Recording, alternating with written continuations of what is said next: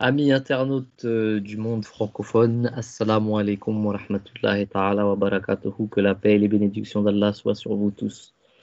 Bienvenue à un nouvel épisode d'Omar répond en direct. Vous connaissez le principe de l'émission maintenant, déjà pour les habitués. Vous pouvez poser vos questions en direct et les intervenants se feront bien évidemment droit de répondre à vos questions. Pour les personnes qui ne sont pas habitués à ce live, je vais le répéter encore une fois, nous sommes la communauté musulmane Ahmadiyya. Notre but, c'est vraiment de répandre le message de l'islam et plus particulièrement du message du Messie promis alayhi wassalam, représenté par la communauté musulmane Ahmadiyya. La dernière fois, dans la dernière émission, nous avions parlé de la fin des temps, du Dajjal, de la crise mondiale du coronavirus, des sujets parmi tant d'autres. Et si vous avez des questions, que ça soit en lien avec le direct d'aujourd'hui, le thème d'aujourd'hui, ou que ça soit une autre question, vous pouvez la poser directement sur le chat et nous la poserons à nos intervenants. Et d'ailleurs, je viens maintenant à nos intervenants. Pour présenter nos intervenants, vous connaissez déjà Monsieur Omar Ahmed, prédicateur de la Jamaat Ahmadiyya de France. Il est aussi assistant coordinateur des émissions francophones à l'international. Jazakallah, merci d'être avec nous. Nous avons Talha Rachid Saheb, qui lui aussi est un habitué de cette émission et qui a participé dans les dernières émissions. Talha Rachid Saheb, qui est le rédacteur en chef des revues de la Revue des religions, un magazine de la communauté musulmane Ahmadiyya, et qui est aussi docteur en biologie moléculaire et cellulaire, si je ne me trompe pas. Nous avons un nouvel intervenant cette fois-ci, qui est Ataoul Habib Saheb, missionnaire au Burkina Faso. Voilà, donc c'est un grand missionnaire que je connais d'ailleurs personnellement. Jazakallah, merci d'être avec nous pour cette émission, et vous êtes d'ailleurs très très loin. Ça fait vraiment plaisir d'avoir des personnes dans les quatre coins du monde. Nous allons commencer avec le thème d'aujourd'hui. Le thème d'aujourd'hui, c'est pareil que la dernière fois, parce qu'on a eu beaucoup de questions sur ce thème-là. Les gens étaient vraiment intéressés. D'ailleurs, on a reçu des questions par mail, et ça nous fait vraiment plaisir. On essaye aussi d'y répondre. Cette fois-ci, le thème, il va être un peu plus particulier, et c'est un hadith du saint prophète Mohammed sallallahu alayhi wa sallam, et je vais le lire tout de suite en commençant à poser cette question à Monsieur Omar. Je crois qu'il va développer d'ailleurs le hadith pour nous expliquer ce que ça veut dire. Dans ce hadith, il est dit, Ibn Omar, qu'Allah soit satisfait de lui, a rapporté que le messager d'Allah, sallallahu alayhi wa sallam, que la paix et les bénédictions d'Allah soient sur lui, a dit: celui qui aimerait voir le jour de la résurrection comme s'il le voyait de ses propres yeux, qu'il lise quand le soleil sera obscurci, c'est-à-dire la sourate At-Takwir, qui est l'obscurcissement, et qu'il lise aussi quand le ciel se rompra, qui est la sourate Al-Infitar, c'est-à-dire la rupture, et qu'il lise aussi quand le ciel se déchira, c'est-à-dire la sourate Al-Inshikak, la déchirure. Voilà, ça c'est un hadith qui est rapporté par Ahmad At-Tirmazi et Al-Hakim. Je vais laisser la parole à Monsieur Omar. Est-ce que vous pouvez nous parler de ce hadith-là, Monsieur Omar? Jazakumullah, Asna Jaza, Marabissab, de me donner la parole. Et Jazakumullah encore une fois à tous ceux et celles qui nous sont fidèles et qui nous écoutent régulièrement, qui nous suivent régulièrement. Merci pour votre fidélité, merci pour les questions que vous posez. On va essayer encore une fois aujourd'hui, avec l'aide de Dieu, en toute humilité, de répondre à ces questions pour partager avec vous des moments conviviaux et importants pour augmenter nos connaissances respectives. Donc, ce verset, il est vraiment, ce hadith, il est vraiment très éloquent, et je l'aime beaucoup parce que il renvoie au Coran. Pour parler d'un sujet qui est vraiment méconnu, qui est mal compris, qui c'est la question du jour de la résurrection. Comme on l'a dit dans les précédentes émissions et qu'on va pouvoir répéter aujourd'hui, l'erreur, elle vient du fait qu'on a toujours tendance à comprendre le jour de la résurrection comme ce jour promis par Allah, subhanahu wa ta'ala, où tous nous serons présentés devant lui pour rendre des comptes. Alors certes, le Saint-Coran, il n'y a aucun doute possible qui fait allusion à cela, mais avant cela, encore, comme le Coran nous l'enseigne, l'islam, dans l'envoi des prophètes, envoie des prophètes pour apporter de bonnes nouvelles, et donc pour rapporter d'abord et avant tout la réforme morale et spirituelle à des peuples qui ont perdu justement le droit chemin. Et le saint prophète, sallallahu alayhi wa sallam, étant le prophète universel par excellence, le seul qui a été envoyé pour toute l'humanité tout entière, eh bien son rôle à lui, c'est d'abord et avant tout de ramener les gens vers Dieu. Et c'est après que les gens auront reçu le message, qu'ils auront pratiqué, qui ont obtenu le but de la vie conformément à ce qu'Allah veut, qu'il a créé les hommes et les djinns pour qu'ils l'adorent, qui reflètent bien ses attributs, et bien qu'à partir de là, on pourra parler justement de jour de résurrection. Mais tant que cet enseignement sublime, qui est l'enseignement parfait, et tout musulman croit que c'est l'enseignement parfait, tant que cet enseignement-là, il n'a pas été mis en pratique, comment vous pouvez parler tout de suite d'éclatement, de destruction, de voilà, la vie elle est finie? Non, en vérité, et ce hadith, justement, il va exactement dans ce sens-là. Parce que dans le hadith, il y a la sourate At-Takwir. Et dans la sourate At-Takwir, souvent les gens pensent que ça fait allusion au jour de la résurrection. Alors que des descriptions de cette même sourate, on voit bien qu'on ne parle pas de jour de la résurrection. Et là encore, on a quelque chose de lié au littéralisme. Parce que quand on lit, par exemple, quand le ciel sera obscurci, quand le soleil, pardon, sera obscurci, eh bien, on se dit, ah, c'est peut-être un signe qui veut dire qu'à cette époque-là, les lois de la nature telles que nous les connaissons ne seront plus respectées et tout sera chamboulé.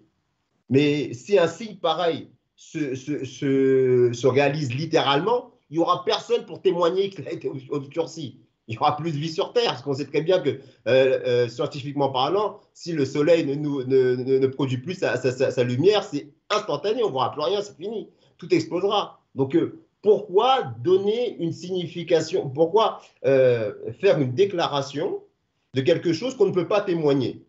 C'est bien parce qu'en réalité, il y a un sens caché que nous n'avons pas réussi à percevoir. Et ce sens caché, on peut le comprendre très simplement par rapport à la manière dont le saint prophète Mohammed s'exprimait. Par exemple, il a dit par rapport à ses compagnons qu'ils étaient des étoiles et que quelle que soit l'une d'entre elles que vous suivez, eh bien, vous pourrez être bien guidé. Lui-même, il a été comparé à un soleil. Le Saint-Coran parle de lui comme Sirajan Munira. Sirajan Munira, ça veut dire un soleil brillant. Et donc là, on a déjà un indice de ce que peut vouloir dire ce verset. Et en plus, ce verset, il est en rapport avec ce hadith qui nous dit quoi? Si vous voulez voir le jour de la résurrection de vos propres yeux, regardez en plus, dit de vos propres yeux. Donc, si maintenant on doit le comprendre littéralement, on ne pourra pas le voir de nos propres yeux. Et par contre, quand on commence à rentrer dans la signification profonde et quand on essaye de comprendre la métaphore, on se rend bien compte qu'il parle d'un temps où ce soleil brillant qui avait illuminé toute l'Arabie par ses qualités morales et spirituelles, qui avait transformé des véritables bêtes sauvages en hommes dotés de qualités humaines irréprochables et qui avait été capable justement de se transformer et de transmettre le message de l'islam dans les quatre coins de la terre connus à cette époque-là, eh bien ce soleil-là, il ne brillerait plus.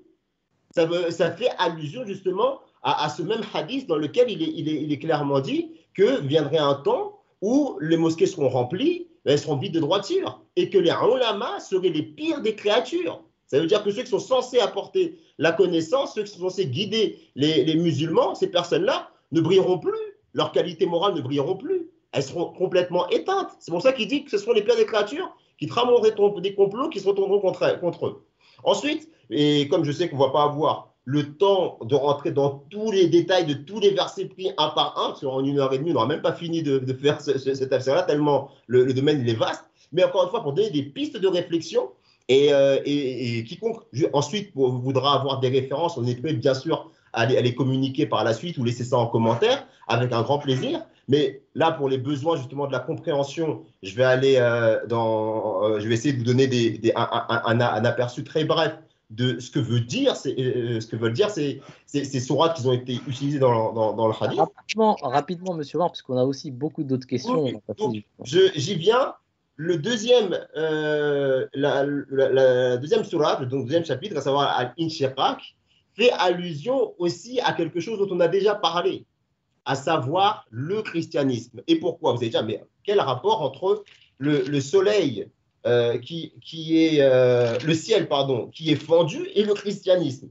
Eh bien, dans un verset coranique, il est fait mention du fait que les cieux et la terre ne manquent de se fendre parce que ils disent qu'Allah s'est pris pour lui-même un fils. Et donc là, ça fait allusion à cette époque où justement, à cause de cette doctrine qui a mené, je vous le rappelle, à 2 guerres mondiales, eh bien, le ciel et la terre ne manquent de se fendre quasiment littéralement. On l'a vu avec Hiroshima, avec tous les morts qu'il y a eu en pagaille pendant ces deux guerres mondiales et toutes les choses qui sont faites à ce niveau-là. Ça fait allusion à cela. Et enfin, la dernière sourate, donc Al-Inshiqaq, où quand le ciel sera justement éclatera, quand le ciel éclatera, ça peut faire allusion à une vérité scientifique qui nous renvoie au Big Bang, où le Saint-Coran, 1400 années avant justement les découvertes modernes, a annoncé que l'univers est né justement d'une explosion, d'une masse fermée et compacte. Et justement, cette époque de la découverte de cette science qui est contenue dans le Saint-Coran correspond aussi à l'époque où il y aura la renaissance de l'islam qui nous est décrite par la suite dans cette sourate. Voilà. Jazakallah, merci monsieur Omar. De toute façon, les sourates déjà elles sont longues, les interpréter un par un, les versets, ça va être vraiment compliqué de faire. On pourrait y passer peut-être 2 ou 3 émissions. Et on n'a pas vraiment le temps, il y a vraiment beaucoup d'autres questions, mais Jazakallah en tout cas c'est très clair. C'est vrai, comme vous l'avez dit, les signes sont tellement clairs. Par exemple, dans la sourate At-Takwir, dans laquelle il est dit quand les chameaux seront délaissés, c'est une preuve aujourd'hui qu'à l'époque où les chameaux étaient utilisés pour des moyens de transport, ça voudrait dire que le jour de la résurrection apparaîtra, enfin débutera lorsque les moyens de voyage, une nouvelle technologie sera développée pour les moyens de voyage. Donc il y a énormément de signes comme ça qu'on pourrait décrire, mais on n'a pas vraiment le temps. Je vais quand même avant, parce qu'il y a beaucoup de questions qui nous viennent là tout d'un coup et je m'attendais vraiment pas à toutes les questions en un si peu de temps. On a 88 visionnages. Merci beaucoup à tout le monde de participer. Je vais demander aux autres de couper les micros parce que sinon on entend des échos. Et on a eu beaucoup de personnes. Je vais quand même lire quelques noms. Il y a une question en particulier de Action 314, parce que la dernière fois, ils nous avaient posé une question et j'ai pas vu la question. Mais je vais quand même la poser cette fois-ci parce que je crois qu'il l'a reposée. Et la question, elle est intéressante. Je vais la poser à Taoul Habib Saheb, qui est le missionnaire du Burkina Faso. C'est: est-ce que le Messie promis a appliqué la charia et les hudud sur sa population? Ça, c'est une question très importante. Je vous laisse la parole à Taoul Habib Saheb. Il va falloir activer aussi votre micro. Particulier de Action 314, est-ce que vous m'entendez? La dernière fois, ils nous avaient posé une question et j'ai pas vu la question. Ok. Mais je vais quand même la poser cette fois-ci parce que je remercie la reposer. Et la question, celui qui a posé la question. En fait, il faut voir. Est-ce que vous m'entendez? Oui, je vous entends, Habib. C'est juste que je crois que parce que vous avez laissé YouTube activé, vous entendez aussi bien YouTube que l'application sur laquelle on est. Donc là, je vous entends mieux. Là, c'est bon, il n'y a plus d'écho. Là. Ah, ok. Maintenant, c'est bon? Ouais, c'est parfait. Là. Ok, voilà. Maintenant, moi aussi, je suis à l'aise. Ok, vraiment, c'est une bonne question. Vous voyez que ceux qui nous demandent est-ce que le Messie premier l'Islam a appliqué la Sharia, c'est-à-dire que les autres communautés, d'abord, quelle est leur croyance, c'est-à-dire les croyances des autres communautés islamiques, et ils croient à l'abrogation du Saint-Coran. Si le Saint-Coran, dans leurs yeux, c'est déjà abrogé, qu'est-ce qu'il va appliquer? On doit réfléchir sur ce point-là. La communauté islamique ne croit pas dans l'abolition du Saint-Coran. Et ils croient. Donc, il y a déjà le doute. Et je pense que M. Morseb, ou bien parmi les intervenants, dans une des émissions précédentes, on avait déjà répondu à cette question de l'abrogation. Donc, s'il y a déjà l'abolition et il y a l'abrogation, comment on va appliquer? Ça, c'est une question à leur égard. Et il faut aussi comprendre que veut dire le mot sharia. Parce que c'est partant de cette définition qu'on va répondre, on va essayer d'appliquer cette sharia-là. Si sharia signifie, selon les autres musulmans, le djihad, c'est-à-dire la barbarie, la tuerie, tuer n'importe qui, tuer les mécréants, tuer les chrétiens, ça, le Messie premier Islam, il faut lire son livre, le gouvernement britannique et djihad, il a dit clairement qu'il n'est pas venu pour faire le massacre. Donc ça, il n'a pas appliqué. S'ils attendent cette application, non, il ne va pas appliquer. Oui, si, comme a dit, il y a un aspect qu'il a appliqué même au niveau du djihad. Parce que le saint prophète sallallahu alayhi wa sallam avait prédit que lorsque Messie reviendra, Yadaoul Harb, il mettra fin aux guerres religieuses. Donc, en appliquant cette prophétie, il a appliqué la Sharia. Un côté, il n'a pas donné l'image monstrueuse de l'islam, comme il veut nous voir, non. Mais l'autre côté, en appliquant le commandement et en réalisant la prophétie du saint prophète, il a appliqué la Sharia. Donc ça, c'est un autre, comme on a dit, un aspect. S'ils veulent que la Sharia veut dire, comme dans l'Occident, les gens ont peur de ce mot, c'est dit, on tuait des apostats. Ça aussi, il a dit non, ça, on ne va pas appliquer. Il a dit clairement que tout le monde est libre. L'Aïkra Fidin, chapitre 2, verset, comme on a dit, 257, qui nous dit de façon claire qu'il n'y a point de contrainte en matière de la religion. Voilà, ça c'est juste, comme on a dit, petit commentaire par rapport. Mais comme je disais, il faut comprendre la définition du mot sharia. C'est un mot arabe. Donc sharia, c'est un mot arabe. Et en arabe, les lexiques nous disent, sharia veut dire at-tariq, as-sunan at-tariq. Cela veut dire le chemin, la voie, le chemin. Et il y a deuxième sens étymologique de ce mot est azbul muwarid al-jari, source d'eau où les gens ou bien les animaux s'abreuvent. Donc voilà, c'est le sens étymologique du mot sharia. C'est le chemin, c'est la voie. La religion, l'islam, c'est une voie. C'est un chemin. Christ aussi a dit qu'il est la voie. Il est le chemin. C'est aussi le chemin. Toutes les religions sont des chemins. Donc ça, c'est un autre point. Maintenant, quelle est la définition, comme on dit, religieuse? Lorsqu'on parle de l'islam, lorsqu'on parle à sharia, à l'islamia, cela veut dire l'ensemble de la croyance de l'islam. Il ne s'agit pas seulement des hudud, parce que certains pensent, dès qu'on parle du mot sharia, ils pensent directement aux hudud, c'est-à-dire des punitions. Non, non, non. Le mot sharia est vaste. Le mot sharia comprend tous les commandements, y compris les doctrines, les dogmes, les croyances. En plus de cela, l'aspect de la moralité, et plus, comme a dit, l'aspect jurisprudence islamique. Donc, quant à la croyance, il croit, mais il ne croit pas comme les autres croient, comme je viens de vous donner certains exemples par rapport aux philosophies du djihad ou bien par rapport à la philosophie des apostats. Et il n'a nulle part annulé aucun pilier de l'islam. Il n'y a aucun récit du Messie pour l'islam qui dit que maintenant, à partir de maintenant, il y a 5 piliers. Non, il n'a pas dit. Il a dit et à partir de maintenant, il y a 4 piliers. Il a dit il y a toujours 5 piliers. Donc, il a appliqué, il a cru, il a appliqué, il a enseigné. Quant au volet, comme a dit, je disais, au niveau de la doctrine. Maintenant, quant à la moralité, il n'a nulle part dit qu'il faut mentir. Les bayas, c'est-à-dire que lorsqu'on fait serment d'allégeance au Messie premier Islam, c'est les conditions de la baya. C'est 12 janvier 1889, il l'avait écrit. Vous voyez, c'est le résumé de la charia. Donc, c'est de la moralité. Il n'a pas dit qu'il faut mentir, donc il a appliqué cette partie aussi. En bref, je vais terminer, je pense que... Ok. Donc, la dernière partie de la jurisprudence islamique. Donc, vous voyez, ça, il y a beaucoup de fatwa par rapport tout, même pour la prière, pour la zakat, pour le hajj. C'est-à-dire qu'on ne s'accorde pas. Toutes les communautés islamiques, ils ont différents points par rapport à leur compréhension de la sharia qui correspond à l'adoration. Donc, comment il va appliquer? Donc, on ne peut pas appliquer parce que c'est la flexibilité de notre sharia. Cette divergence, c'est ça qui a l'universalité de notre sharia. C'est ça la beauté de notre sharia. Donc, effectivement, nous avons aussi pratiqué notre, comme on dit, jurisprudence islamique qui est le même. C'est-à-dire que comme les autres les autres croient à la jurisprudence islamique. On n'a nulle part dit qu'on a aboli le Coran ou bien on a aboli la Sunna ou bien on a aboli le Hadith parce que les sources de Sharia sont le Saint-Coran, n'est-ce pas? Et les Hadiths, les dits du prophète, les dits du Saint-Prophète et également sa pratique, n'est-ce pas? Ce sont ces trois sources-là.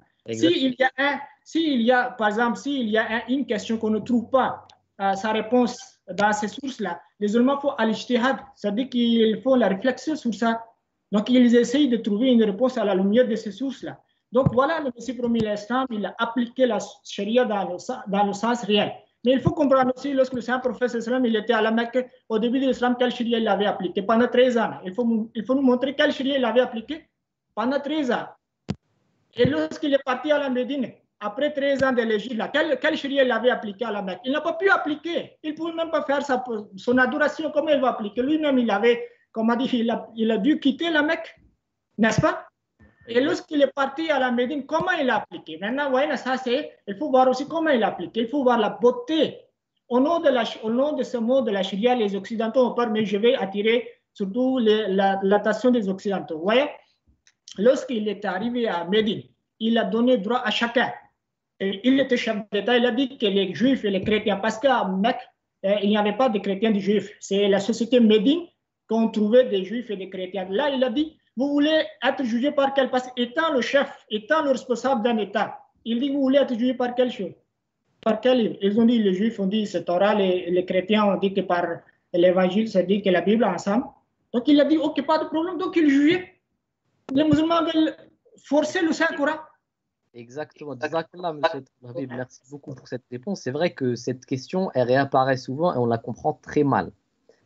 Qu'est-ce que la charia? Déjà, vous avez bien fait de l'expliquer. Et en plus de ça, quelle était la pratique du Saint-Prophète Mohammed sallam à son époque par rapport à la charia qu'il a appliquée, soi-disant, selon la compréhension générale des musulmans aujourd'hui? Parce qu'on a souvent tendance à croire que le Messie va venir, il va appliquer la charia, des têtes vont être coupées. Et des fois, on fait souvent l'association de l'application de la charia et d'un État. Alors qu'en réalité, ça peut être deux choses totalement différentes. Mais vous avez totalement raison. La charia, c'est tous les enseignements islamiques et non seulement ce qui nous arrange, c'est-à-dire les punitions, les hudud, etc. Jazakallah, merci beaucoup en tout cas pour votre réponse qui était claire. On va attaquer les questions. Mais avant d'attaquer les questions, parce qu'on en a beaucoup là, je vois qu'on a 90 visionnages depuis tout à l'heure. Jazakallah, merci, ça fait vraiment plaisir. Je vais quand même lire beaucoup de personnes. Nabil Mirza, Hadja Touré, Excalibur aussi qui nous a posé une question. Ahmed Oussama Saheb, Sayyida Reshad, Talha Ayoub, Farhana Hamid, Moana Farha maintenant qui vient de nous poser une question. Et nous avions aussi un certain Yassine K aussi qui nous avait envoyé un assalamu alaikum. Donc, wa alaikum assalam, merci beaucoup de participer à l'émission. Surtout, n'hésitez pas à la partager, partagez le lien autour de vous pour que le maximum de personnes puissent visionner l'émission. Ça fait toujours plaisir. Avant d'entrer dans les questions, parce que les questions, je vois qu'il y en a plusieurs et qui sont en relation aussi avec le thème d'aujourd'hui, je vais quand même rebondir sur une question qui nous a été envoyée par email. Parce que je me suis aperçu que bon nombre de personnes qui nous regardent ne comprenaient pas vraiment de quoi on parlait et de quelle branche de l'islam on faisait partie. Donc il y a une personne qui nous a demandé la question, il nous a dit, vous parlez du Messie promis, mais qui est le Messie promis? Qu'est-ce que c'est que le Messie promis? Qui est le Messie promis? Donc je vais faire une petite introduction de ce qu'est le Messie promis de la Jamaat Ahmadiyya. Je vais laisser la parole à Talha Saheb. Et puis, si quelqu'un voudrait rebondir sur ces questions, je vous laisserai la parole. Talha Saheb, qui est le Messie promis sallam? Vraiment très brièvement pour qu'on puisse directement attaquer les questions. Assalamu alaikum wa rahmatullahi wa barakatuhu. C'est une question effectivement qui est très pertinente et très importante. Alors, qui est le Messie promis? Il y a 14 siècles de cela, le saint prophète Mohammed sallallahu alayhi wa sallam avait prédit le déclin de sa communauté. Il avait mentionné qu'après le califat qu'il a suivi, il y aurait une fin du califat qui serait suivie par des royautés.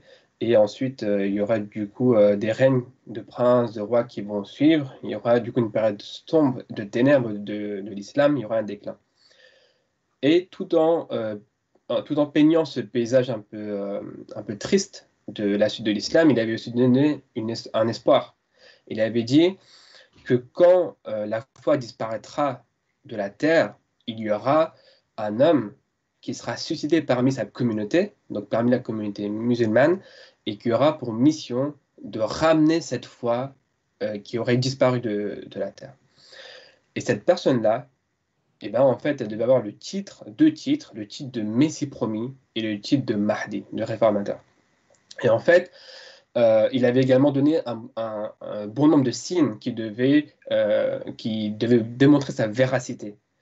Et en fait, là, 14 siècles après, nous, la communauté musulmane Ahmadiyya, on est une communauté qui a été fondée par un homme qui, en 1889, s'est revendiqué être ce même Messie et Mahdi qui a été envoyé, qui a été suscité parmi la communauté du Saint-Prophète sallallahu alayhi wa sallam pour rétablir cette foi disparue de la terre. Et cette personne, elle s'appelle Hazrat Mirza Ghulam Ahmad de Qadian.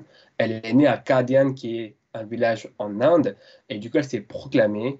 Elle s'est proclamée il y a donc maintenant plus de 130 ans. Et donc, l'Ahmadiyya avait débuté dans ce petit village. Et aujourd'hui, par grâce à Allah, il y a des dizaines de millions d'Ahmadis dans le monde entier, dans plus de 200 pays. Et cette communauté qu'il avait établie il y a 130 ans, maintenant est devenue juste une communauté mondiale, internationale, avec des millions de gens qui le suivent. Donc, le Messie, Hazrat Mirza Ghulam Ahmad était ce Messie et ce Mahdi qui a été prophétisé par le saint prophète Mohammed sallallahu alayhi wa sallam. Et nous, les Ahmadis, la communauté musulmane Ahmadiyya, nous sommes les gens qui l'ont accepté, qui ont accepté sa véracité et qui le suivent. Ensuite, après le Messie premier alayhi salam, comme après le saint prophète Mohammed sallallahu alayhi wa sallam, il y a eu un système de califat qui s'est mis en place. Aujourd'hui, on est sous l'égide du 5e calife, Hazrat Mirza Masroor Ahmad. Jazakallah, merci beaucoup Talha Saeb pour cette réponse qui était vraiment bref et qui était, on peut pas vraiment parler, il faudrait vraiment beaucoup de temps pour expliquer l'arrivée du Messie et pourquoi est-ce que nous croyons en ce Messie, justement, si c'est vraiment le Messie ou pas, qu'est-ce qui prouve d'ailleurs que c'est le Messie, c'est une autre question. Donc si vous avez des questions à ce propos, n'hésitez pas à les envoyer. On va attaquer directement les questions parce que je vois qu'il y en a beaucoup et je ne sais pas si on aura le temps de répondre à toutes les questions et ça fait déjà une demi-heure. On va essayer de faire en sorte d'avoir l'émission pour 1h30. Je ne sais pas si on y arrivera à répondre à toutes les questions. Je vais essayer d'avoir les questions par ordre. La première question qui nous a été envoyée, c'est de la part de Kadiri Ahmed qui nous a posé une question très intéressante et je vais l'adresser à Monsieur Omar. Salam alaikum, il dit. Concernant la fin des temps, pourriez-vous me donner l'explication sur les dires parlant du soleil qui se lèvera à l'ouest? Ça, c'est une question très intéressante. Je vais laisser la parole à Monsieur Omar Ahmed. Qu'est-ce qu'on dit par rapport à ça? Okay. Oui, mais en fait, toutes les questions, en fait, elles sont liées parce qu'elles sont liées à l'avènement du Messie premier, alayhi salam. Je tiens aussi ici à rappeler que la personne qui nous avait envoyé une question par rapport à qui était l'imam Mahdi, alayhi salam, et Messie, on a envoyé aussi une réponse par mail à cette personne-là. Et je crois même que je vais d'ailleurs envoyer cette réponse-là détaillée sur 12 pages de qui est le Messie et le Mahdi, comment on comprend cette croyance-là, quelle est la bonne interprétation, pourquoi on peut aujourd'hui dire sans aucun doute possible que l'imam Mahdi est arrivé et qu'on l'a accepté. Il y a un traité qui a été fait de 12 pages qu'on va mettre en commentaire, ça permettra justement à tous ceux qui nous regardent de le consulter et d'avoir les sources. Maintenant, par rapport au soleil qui se lève à l'ouest, eh bien, ça rentre complètement dans la logique de ce que j'ai expliqué par rapport au hadith qui a été cité en introduction. Quand on parle du soleil, quand on a clairement dit que les versets dont il était question et qui parlaient du jour de la résurrection devaient être pris au sens métaphorique et que ce soleil qui se lèvera à l'ouest correspond justement au soleil de l'islam. La métaphore du Saint-Prophète sallallahu alayhi wa sallam se poursuit. Le Saint-Prophète sallallahu alayhi wa sallam, si on veut comprendre vraiment les questions de la fin des temps, on se rend compte que c'est un tout qui est global. Et quand on interprète au niveau métaphorique, on se rend compte que c'est comme si c'était un puzzle qu'on commence à reconstituer pièce par pièce. Là, il parle de sourates qui font allusion à des astres célestes, qui sont des fois voilés, qui sont des fois éclatés. Et il parle d'une situation dans les hadiths, dans les versets coraniques, où on abandonne le Coran, où il y a l'immoralité qui est rampante, la prédomination du christianisme. Et on voit qu'il a dressé, il y a 1400 ans de cela, enfin maintenant 1500 ans, on peut dire, un tableau tellement clair de la situation actuelle. Mais en même temps qu'il énonce il dresse justement ce tableau très, très noir de la situation, comment elle serait au niveau moral et spirituel. En même temps, il énonce aussi les solutions. Et d'ailleurs, il le dit. Il dit l'islam, il est né étrange, il est né de manière étrange, il reviendra de manière étrange. Et un soleil, il ne se lève pas du jour au lendemain, il prend du temps pour se lever avant que la lueur du crépuscule, justement, éclate. Eh bien, c'est de la même manière, ce soleil islamique, ce soleil du Saint-Prophète Mohammed c'est une prophétie, c'est destiné par Allah, doit se lever à la fin des temps afin justement d'irradier de la lumière des qualités morales et spirituelles du Saint-Prophète Mohammed le monde entier, mais pas à travers lui, à travers son représentant qui est l'imam Mahdi. Après, maintenant que ce soit l'imam Mahdi que nous reconnaissons ou que ce soit une personne pour dire voilà, je ne crois pas qu'il est encore arrivé, j'ai une autre interprétation. Eh bien, il faudrait que toutes les interprétations, toutes les prophéties qui ont été faites, elles convergent vers cet homme-là. Et quand on regarde, on fait une analyse même succincte de l'ensemble des prophéties ils ont été réalisées et que la réalité nous démontre clairement, on ne peut en venir qu'à cette conclusion qu'il s'agit justement de cet homme de race persane, donc selon conformément au hadith dans le Bukhari, qui est venu et qui a lui fondé une communauté et dont le travail consiste à rappeler la pratique du Saint-Prophète Mohammed. Et encore pour aller plus loin dans la métaphore, il y a un verset qu'on lit dans le Saint-Coran qui nous dit clairement que le Saint-Prophète il appelle ses suivants, pourquoi? Pour leur donner la vie. Est-ce que c'est pour leur donner la vie physique ou pour leur donner la vie spirituelle? Eh bien, cette métaphore montre que la première résurrection, elle a eu lieu avec le Saint-Prophète Mohammed lorsqu'il a dit « Entre moi et le Sahara, il y a seulement 2 doigts ». Et la deuxième résurrection aurait lieu au moment des Akharina minhum, comme dans le verset coranique de la sourate Al-Jumu'ah, où il dit qu'il le suscitera, Allah il suscitera le Saint-Prophète parmi d'autres des leurs qui ne se sont pas encore joints à lui, joints au compagnon du Saint-Prophète. Et dans ce même verset, dans le tafsir de ce verset, on nous dit que ces Akharin, ce seront les suivants de l'imam Mahdi, dont le travail sera encore une fois de reproduire justement cette pratique du Saint-Prophète Mohammed, ses qualités morales et spirituelles pour guider le monde vers le droit chemin. Ici, si vous me permettez, mon Rabbi Sab, je vais juste répondre à une question qui avait été posée, qui m'avait été adressée personnellement, et je pense que c'est important parce qu'elle est liée à cette question. J'allais rebondir sur cette question, mais allez-y, je vous laisse la parole. Oui, parce que et là, ici, je veux rebondir sur cette question parce qu'elle est vraiment très importante, où on nous dit pourquoi alors accepter l'imam Mahdi, alayhi salam, si on fait les 5 prières quotidiennes? Je vais préciser qui a posé cette question, c'est Anlia Moana. Voilà, donc allez-y, monsieur Moana. D'accord. Eh bien, justement, je vais répondre à ma sœur. Pourquoi? Parce que le Saint-Prophète Mohammed, en dressant le tableau justement noir de la fin des temps, il avait dit il viendrait un temps, les mosquées seraient remplies, mais elles seraient vides de droiture. Les ulama seraient les pires des créatures. Donc la prière, là je vais répondre à cette question sous l'angle de la prière. On pourrait prendre beaucoup d'angles pour répondre à cette question. Mais là, vous l'avez mis en relation avec la prière, c'est pour ça que je vais reprendre ce même hadith sur les mosquées. Où il dit que ces mosquées seraient remplies, mais elles seraient vides de droiture. Et les ulama de ces mosquées-là, ce seraient les pires des créatures. Ils trameront des complots qui se trameront contre eux-mêmes, qui se retourneront contre eux-mêmes. Donc ça montre quoi? Ça montre que son époque, elle correspond avec une déchéance, une décadence, une dégénérescence morale de la part de ceux-là même qui sont censés faire notre éducation. Et d'ailleurs, là, on le voit aujourd'hui. Pourquoi on attaque de manière si violente l'islam? Parce que ce ne sont pas des simples musulmans qui disent, par exemple, qu'il faut tuer un apostat. Ce ne sont pas des simples musulmans qui disent que le djihad, c'est un djihad armé, un djihad guerrier. Ce sont des savants, des ulama, qui citent en plus des sources islamiques, qui disent le Coran dit, le hadith il dit, et donc c'est à cause de ces gens-là qu'on est en train de démontrer, de dépeigner une image d'un islam violent. Et comme l'a dit notre frère Ataoul Habib tout à l'heure, et le minimum Mahdi son rôle, conformément au hadith en islam, Yadol Arb, ça veut dire qu'il viendra, il abolira la guerre. Il viendra aussi comme Hakam Adalan, il viendra trancher avec justice. Il viendra expliquer ce que les musulmans ont mal compris et leur montrer le droit chemin. Et donc l'imam Mahdi, son acceptation, elle vient ensuite par le fait que le Saint-Prophète Mohammed il avait dit aussi très clairement dans un hadith que lorsque l'imam Mahdi viendra, même si vous devez vous déplacer à genoux sur les glaciers, allez le voir, passez-lui bon salam et transmettez-lui et faites le bay'a. Parce que le bay'a, l'allégeance, c'est une obligation en islam.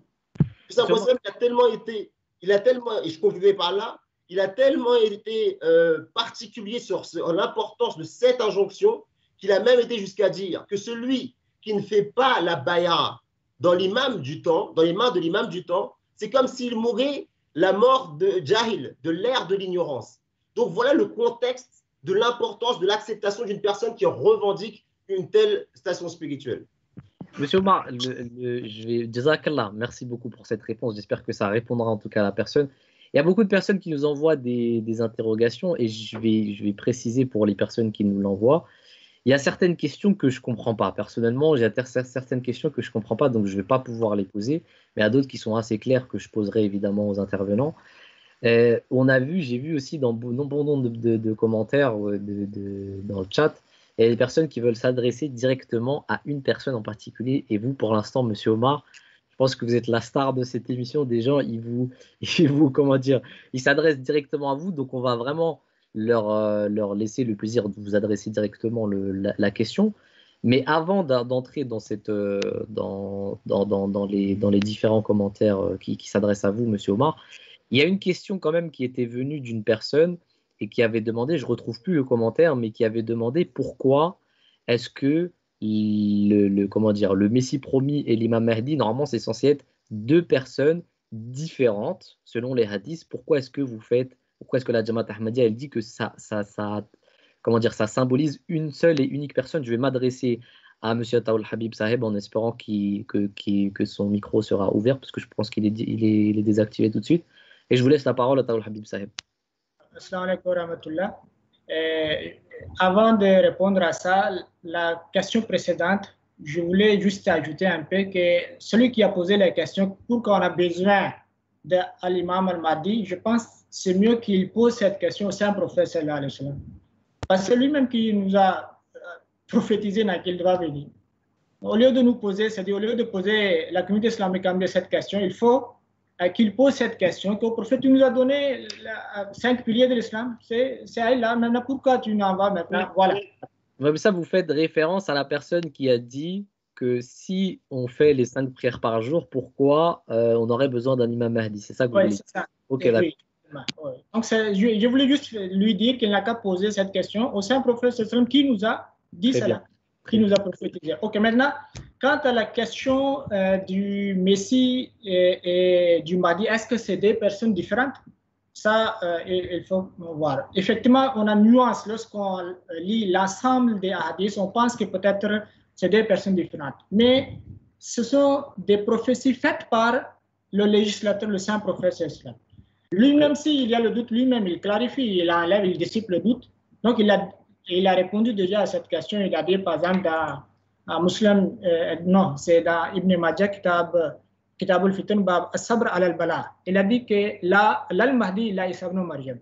Mahdi n'est que Isa et Isa n'est que Jésus n'est que Mahdi, Mahdi n'est que Isa. Donc, il ne s'agit que d'une seule personnalité. C'est des titres à part. Donc, lui-même, il a répondu. D'ailleurs, même dans Sahih Muslim, le Saint-Prophète, lorsqu'il a parlé de la descente de Jésus, il a dit que lui-même, il sera votre imam, que lui-même, il sera imam. Donc, imam, certainement, il ne peut pas être imam tant que lui-même, il n'est pas guidé. Et s'il est guidé, il est Mahdi. Donc, s'il est imam, ça veut dire qu'il est al-imam, al-Mahdi. Donc, ces deux hadiths nous prouvent de façon claire. Mais il faut une autre chose. Comme notre croyance est que Jésus est déjà mort, il ne va pas revenir.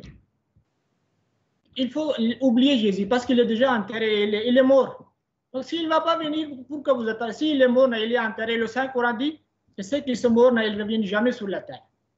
Jésus est dans cette catégorie. Même s'il a fait les prophéties, donc il faut qu'on cherche la solution. Parce qu'on ne peut pas trouver les contradictions dans les paroles du Saint-Prophète. Et cette contradiction ne se trouve pas dans les paroles du Saint-Prophète. Si lui-même, il se contredit, comment on va avoir la croyance à lui? Lui-même, il a dit, lorsqu'il a fait la prophétie de retour de Messie dans Sahih Bukhari, il a donné des descriptions de Messie. Et là où il dit que Jésus va venir, sur la même page de Bukhari, même hadith, même chapitre, il dit que non, ça c'est une autre personne avec une autre couleur, donc il y a des descriptions. Donc il y a assez des arguments textuels,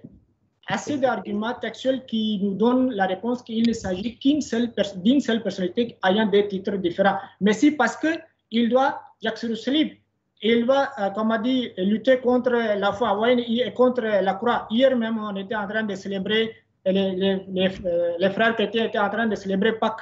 Pâques veut dire quoi? La résurrection. Résurrection suit la mort. Donc, cela veut dire quoi? Ils étaient en train de célébrer la mort de Dieu. Et c'est une mort maudite, selon la Bible, parce que dans Galates chapitre 1, verset 13, c'est écrit que Jésus est devenu un maudit de Dieu. Donc, est-ce que, comme on a dit, cette croyance, c'est-à-dire qu'on est en train de célébrer que Jésus est maudit de Dieu. Maudit de Dieu veut dire que c'est loin de Dieu. Est-ce que cette croyance-là, est-ce qu'on peut accepter? Nous aussi, nous croyons à Jésus. Il est cher à nous aussi. Il n'est pas cher seulement à vous, aux chrétiens. Donc, cela veut dire que parce qu'il a un volet de travail par rapport aux chrétiens, c'est la raison pour laquelle il a été donné le nom de Messie. Mais comme il y a un autre travail de la réforme au niveau des musulmans, parce qu'il devrait réformer les musulmans, c'est la raison pour laquelle il a eu le titre de Mahdi également. Voilà, en bref. D'accord. Jazakallah, merci beaucoup, M. Taoul Habib Sab. Donc, ce que vous voulez dire, c'est qu'en réalité, Isa et Mahdi, c'est deux symboliques par rapport à la mission que cette même personne va accomplir. D'une part chez les chrétiens et d'autre part aussi chez les musulmans, et d'ailleurs parmi dans le monde dans son ensemble. Et vous avez raison, dans les hadiths, on retrouve beaucoup de hadiths, par exemple celui d'Ibn Majah qui dit Al-Mahdi illa Isa, qu'il n'y aura d'autre Mahdi que Isa lui-même. Et je voulais rebondir d'ailleurs sur un point que vous avez cité. Il y a un hadith de Sahih Bukhari qui dit Kaifa antum iza nazala Isa ibn Maryam Kaifa antum iza nazala Isa ibn Maryam minkum wa imamukum minkum, si je ne me trompe pas. Wa imamukum minkum, ce qui veut dire que dans quel état serez-vous lorsque Isa va descendre en tant qu'imam parmi vous, dans la condition où il sera un imam parmi vous. La plupart du temps, on l'a vu dans la commune, chez les musulmans, la traduction qu'on fait de ce hadith, c'est parce qu'il y a un waw entre les deux phrases, Isa nazala Isa ibn Maryam, quand Jésus descendra parmi vous, et on a le waw qui signifie et l'imam Mahdi descendra. Mais en réalité, le waw, il peut aussi avoir une signification en arabe qui est le waw haliya, qui signifie et qu'il le sera dans la condition où il sera un imam de parmi les vôtres. Donc des fois, on n'arrive pas à faire la distinction on fait la distinction justement entre Isa et Mahdi, mais les autres hadiths l'expliquent clairement, ce hadith-là, qu'il s'agit en réalité d'une seule et unique personne, et vous l'avez très bien expliqué. Jazakallah, merci beaucoup. Je vais faire rapidement, parce qu'on a aussi d'autres questions. Rapidement, je vais donner la parole aussi à Tal Hassab. Il y a une question de Excalibur qui nous dit: il est rapporté que le Messie, quand il viendra, cassera la croix et tuera le porc. Comment cela a-t-il été fait? Donc, a-t-il été réalisé? Je laisse la parole à Talha Rachid Saheb. Alors, c'est vrai qu'il y a beaucoup d'incompréhension autour de cette hadith-là. Ce qu'il faut d'abord d'emblée dire, c'est qu'on ne peut pas prendre ce hadith d'un point de vue littéral. Pour des raisons extrêmement logiques. Le Messie promis et l'imam Mahdi, quand il viendra, il aura un but de réformer le monde, réformer des millions de personnes. C'est une tâche qui va lui prendre beaucoup de temps. Vous imaginez si littéralement il devait casser l'ensemble des croix qu'il y a dans le monde. Ça implique les croix dans les églises, les croix qui sont portées autour du cou par des milliards de personnes. Mais c'est juste un effort démesuré qu'on lui demanderait de faire. En plus de ça, il devrait tuer l'ensemble de l'élevage porcin qui existe dans le monde. Ça représente 800 à 900 millions de porcs dans le monde à tuer. Vous imaginez si littéralement on devait prendre ce hadith, la tâche que ça représenterait. Mais au-delà de ça, quelle image ça va dégager de cette Mahdi-là? Un tueur, quelqu'un de négatif? Est-ce que c'est ça le Mahdi qui était attendu par le monde? Non, le Mahdi qui était attendu par le monde, c'était un Mahdi qui devait apporter de la positivité, apporter de la réforme, ramener les gens, les rassembler, et ne pas détruire les croix ni tuer le porc. Et pour quel but? On ne peut pas, pour ces raisons-là, prendre ce hadith d'un point de vue littéral. C'est contre les enseignements de l'islam et contre cette logique qui est que le Mahdi qui doit venir doit apporter une réforme positive dans le monde. Comment on doit le prendre? Qu'est-ce que la croix et le porc? la croix et le porc sont deux signes qui évoquent le christianisme. Vous le savez, aujourd'hui, la croix, quel est le peuple qui croit à la crucifixion de Jésus, de Isa alayhi salam, c'est le peuple chrétien, et le porc également. Les juifs et les musulmans, catégoriquement, ils ne mangent pas le porc. Du coup, le porc, il est mangé aujourd'hui comme par la population et par la communauté chrétienne. Du coup, qu'est-ce que ça veut lui dire? Qu'il brisera la croix et qu'il tuera le porc. Ça veut dire qu'il va venir casser ses doctrines. Et ces deux éléments évoquent la doctrine chrétienne. Il doit venir donc briser la doctrine chrétienne, mais pas avec la force, avec des arguments. Et c'est ça, en fait, où beaucoup de gens se méprennent sur ce hadith-là. C'est à la force des arguments que le Mahdi doit venir briser la doctrine chrétienne et apporter une réforme au sein de du christianisme également. Le Messie premier, salam, Hazrat Mirza Ghulam Ahmad, il a dit à un endroit, les gens se trompent quand ils disent que je suis venu que pour la réforme des musulmans. Je suis venu pour la réforme des musulmans, des chrétiens et des hindous de ces peuples-là. Cela nous montre que pourquoi aussi le Mahdi qui doit venir devait porter ce titre de Messie, parce qu'il avait cette mission, comme l'a mentionné Moulay Saab, cette mission de réformer les chrétiens. Et c'est ça aussi le titre, c'est pour ça qu'il portait ce titre-là. Du coup, ce hadith, pour résumer, on ne peut pas le prendre littéralement, parce que ça serait vraiment une ineptie de le faire. Il faut prendre ça, il faut l'interpréter à la lumière des enseignements de l'islam. Et du coup, ce hadith-là, il mentionne juste que le Mahdi qui viendra, il viendra briser la doctrine chrétienne à la lumière d'arguments. Et c'est ainsi qu'il va réformer les chrétiens. Il ne doit pas venir détruire le christianisme, il va venir réformer le christianisme pour corriger toutes les mauvaises interprétations qu'il y a pu avoir dans cette religion-là. Et le Messie premier, alayhi salam, il a brillamment rempli cette mission-là. À son époque, au XIXe siècle, le Messie premier, alayhi salam, par ses pairs, il était reconnu comme quelqu'un qui avait répondu à toutes les attaques, à toutes les questions des chrétiens. Et ainsi, il avait apporté cette réforme-là. En Inde, à l'époque du Messie premier, les gens ils se convertissaient massivement au christianisme. Et le Messie premier, il est venu arrêter ce mouvement-là en apportant des réponses claires, en réformant les chrétiens, en leur disant voici ce que le message qui a été apporté par Jésus, par Issa, ce n'est pas le message que vous avez compris. Et ainsi, à la lumière de ces hadiths, il avait réformé le peuple chrétien à son époque. Et c'est cette mission que continue la communauté Ahmadiyya sous l'égide du 5e calife de la communauté Hazrat Mirza Masroor Ahmad. Nous continuons cette mission-là. On discute avec nos frères chrétiens, on discute des doctrines, des croyances, et on est là pour apporter une réforme. Et c'est ainsi qu'on va, à la lumière de ce hadith-là, continuer la mission du Messie et du Mahdi, qui est de réformer les croyances chrétiennes et ainsi inviter nos frères chrétiens vers le véritable message. Jazakallah, merci beaucoup, Monsieur Talha Rachid Saheb. Merci pour cette réponse qui était assez claire. On a différentes questions et je ne sais pas vraiment lesquelles choisir. On a Yacine K qui nous a posé 3 questions différentes. La première, je suppose qu'elle a été répondue.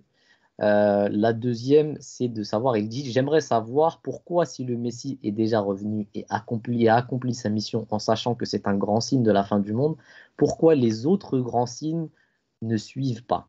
Ça, c'est une question intéressante. Je vais la poser à Monsieur Omar. Pour sa deuxième question, parce qu'il a aussi posé une question qui est, et aussi savoir quel est votre point de vue sur Gog et Magog.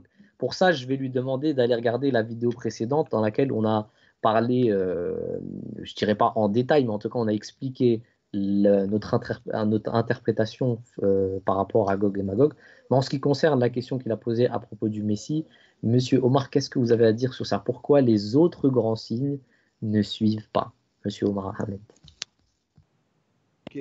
En fait, avant de répondre à la question, je voulais juste revenir un peu sur la question de briser la croix dans le christianisme. Bien sûr. Et par rapport à briser la croix, briser la croyance chrétienne, ça c'est important de le préciser parce que souvent les personnes ne comprennent pas quel est le sens justement de cette prophétie et son importance, parce qu'elle a vraiment une grande importance. L'importance, elle est liée au fait que le christianisme, il a été condamné par l'islam, la croyance, savoir la filiation divine a été condamnée par l'islam comme une croyance qui est vraiment contraire à l'unicité divine. Et le Saint-Coran, justement, en disant que les cieux et la terre ne manquent de se fondre parce qu'ils croient que Dieu s'est donné pour lui-même un fils, donne les conséquences d'une telle croyance.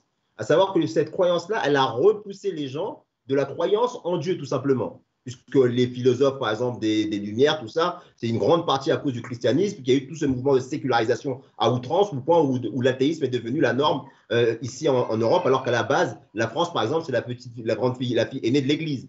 Et donc, en ce que le christianisme a favorisé l'émergence de l'athéisme, il était nécessaire de rétablir la vérité sur le véritable concept de l'unicité divine, qui était donc le rôle des musulmans de le faire, mais à cause de leur égarement, de leur éloignement des enseignements des valeurs enseignements de l'islam, ça a été le Saint Prophète avait prévu déjà que l'imam Mahdi, le Messie, quand il viendrait, son rôle, ça serait de démontrer la fausseté de cette croyance et revenir et rappeler les gens vers l'unicité divine. C'est juste ce point-là que je voulais apporter comme pouvoir, parce que je pense que c'est vraiment important de le signaler pour dire l'importance de sa mission.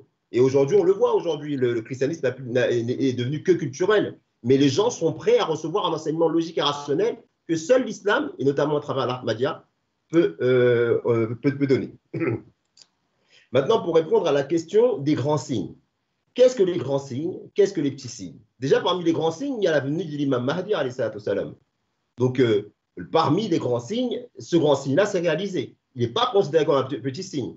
Ce qu'on considère souvent comme petit signe, c'est ce qu'on voit tous les jours. Il y a des hadiths qui disent que l'alcool coulera à flot, les gens boiront dans tous les coins de rue, l'homme deviendra comme une femme, la femme deviendra comme un homme, que l'irrespect des enfants vis-à-vis de leurs parents, la rivalité dans la construction de hauts édifices, notamment par les Bédouins en Arabie. Quand on voit les Saoudiens à l'époque du Saint c'était des Bédouins qui vivaient dans le désert. Et aujourd'hui, on arrive à une époque où ils rivalisent même avec les Japonais pour construire les plus hautes tours. Donc là, ils disent, voilà, ces signes-là se sont réalisés.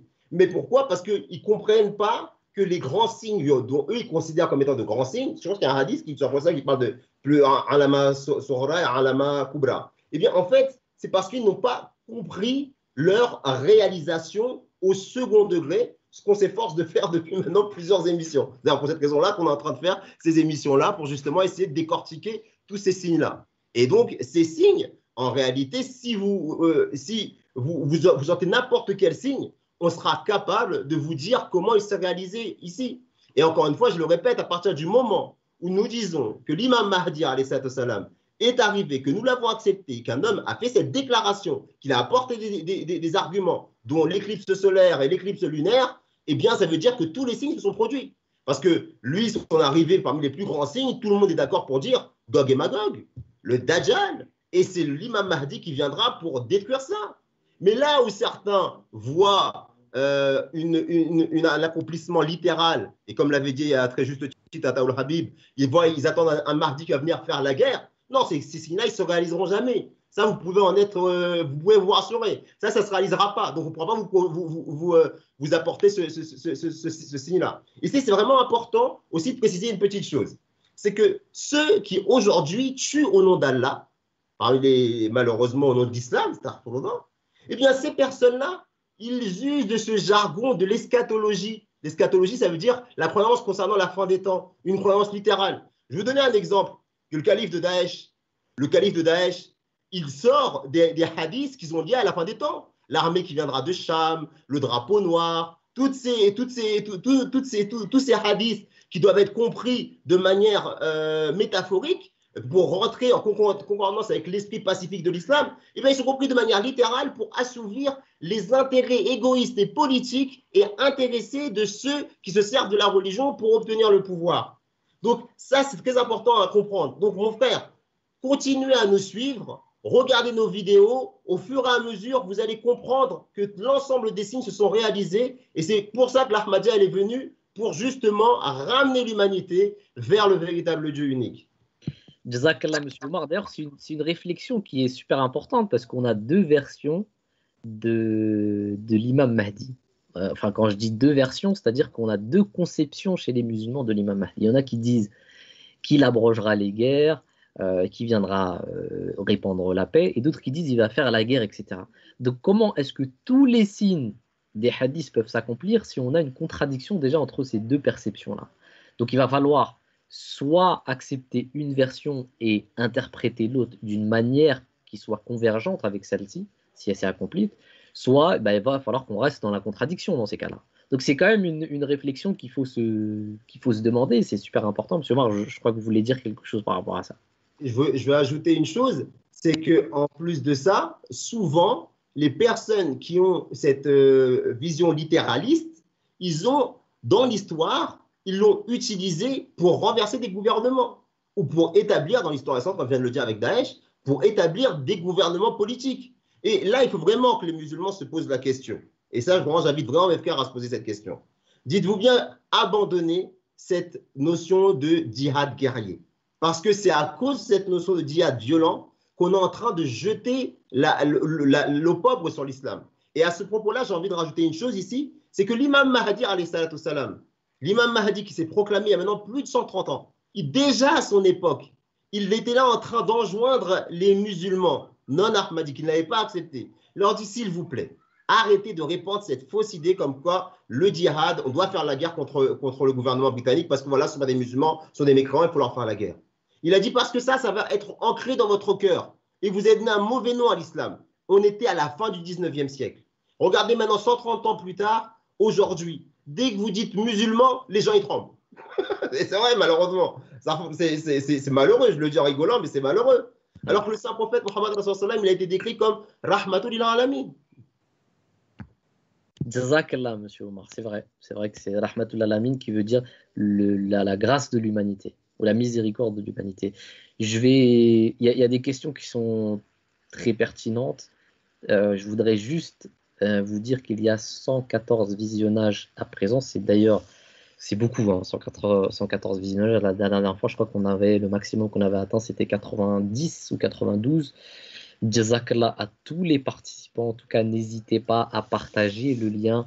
Abonnez-vous à la chaîne parce qu'on va faire. Et je voulais aussi rappeler le fait que ces lives-là seront faites maintenant durant la période de confinement tous les lundis et tous les jeudis à partir de 18h30. Donc à partir de 18h30 jusqu'à 20h.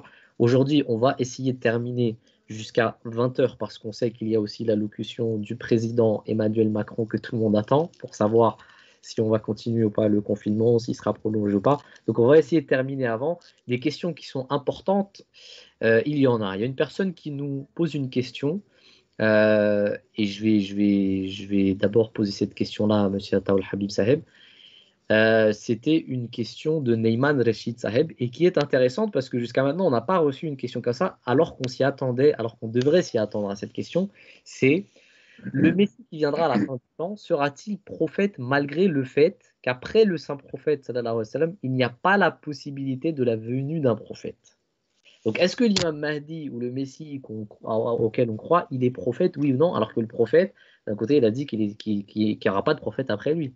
Assalamu alaikum wa rahmatullah. Je vais répondre, mais je voulais juste dire qu'ils disent que les signes de la fin des temps sont réalisés, beaucoup sont réalisés, mais les signes sont destinés à l'arrivée d'Imam Mahdi, à l'arrivée du Messie. Où est le Messie? Parce que les signes, selon vous, même parce que certainement ils croient beaucoup de signes se sont réalisés, ils doivent se poser la question, où est le Messie? D'ailleurs, même s'ils attendent leur version de retour de Messie, c'est de s'aimer le chaos. Moi, je prie qu'il n'a qu'à rester au ciel. Nous restons tranquilles sur la terre, il reste sur le ciel tranquille. Si c'est la version de massacre, voilà. Soit ils corrigent cette version et ils prennent notre version, qui est la version de la paix. Ok, maintenant, est-ce qu'il sera le prophète? Il est déjà le prophète. Pourquoi vous dites qu'il sera le prophète? Est-ce qu'il n'est pas le prophète? Jésus, ils disent qu'il va revenir, n'est-ce pas? Ils croient en physiquement, en chair, en os. Est-ce qu'ils disent? Je pense d'ailleurs même, je lis une question qu'il viendra en chair, en os. Mon ami, il n'y a pas un verset qui dit qu'il reviendra en chair, en os. Il n'y a pas un verset, ni un hadith qui dit en chair, en os. Et même ils croient, ok, ils même croient qu'il reviendra en chair, en os. Donc, il est le prophète. Vous croyez qu'il est le prophète?